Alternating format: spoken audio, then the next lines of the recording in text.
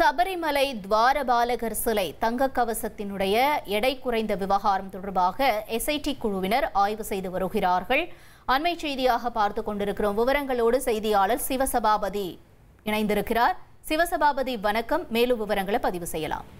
1998ஆம் ஆண்டு விஜய் மல்லையாவால் சபரிமலைக்கு, அதாவது சபரிமலையினுடைய சிறிகோயில் அப்படின்னு சொல்லக்கூடிய சபரி ஐயப்பனுடைய கருவறையை சுற்றி இருக்கிற அந்த கூரை மற்றும் துவாரபாலக சிலை மற்றும் கதவு போன்ற இடங்களுக்காக தங்க முலாம் பூசப்பட்டும் தங்க தகடுகளால் செய்யப்பட்டும் தங்கம் இங்க பதிக்கப்பட்டிருந்துச்சு.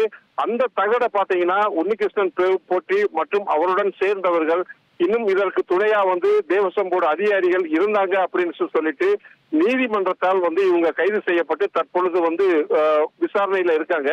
இது மட்டும் இல்லாம இந்த துவாரபாலகர் சிலையினுடைய தங்கத்தினுடைய அளவு எவ்வளவு குறைஞ்சிருக்கு, இந்த தங்கத்தினுடைய தன்மை, அதாவது இதனுடைய இப்ப இருக்கிற இது எவ்வளவு இருக்கு அப்படிங்கிறத கணக்கீடு செய்யற மாதிரி கேரளா உயர்நீதிமன்றம் இதற்காக சிறப்பு குழு அமைத்து, அந்த குழு பாத்தீங்கன்னா இன்னைக்கு இந்த சபரிமலையினுடைய சிறிகோயில் சுற்றி இருக்கிற முன்னால் இருக்க தங்கத்தினுடைய மதிப்பு எவ்வளவு இருக்கு, அதனுடைய குவாலிட்டி எவ்வளவு இருக்கு அப்படிங்கிறத தற்பொழுது செக் பண்ணிட்டு வர்றாங்க. இது இந்த மண்டல காலத்துக்கு முன்னாடியேவும் இதை செய்யறதுக்காக கோர்ட் அனுமதி கொடுத்திருந்தாலும் சபரிமலையினுடைய தந்திரி அவருடைய அனுமதி வேணும் அப்படின்னு சொல்லிட்டு அவர் தேவ பிரசனம் மூலம் இந்த அனுமதி கொடுத்த பிறகுதான் பாத்தீங்கன்னா தற்பொழுது இந்த சோதனை நடந்துட்டு இருக்கு. இங்கிருந்து எடுக்கப்படும் அந்த தங்க தகடுகளும் அந்த சிறு சிறு தங்க துகள்களும் பாத்தீங்கன்னா அறிவியல் சோதனை செய்யப்படும் அப்படின்னு சொல்லியிருக்காங்க.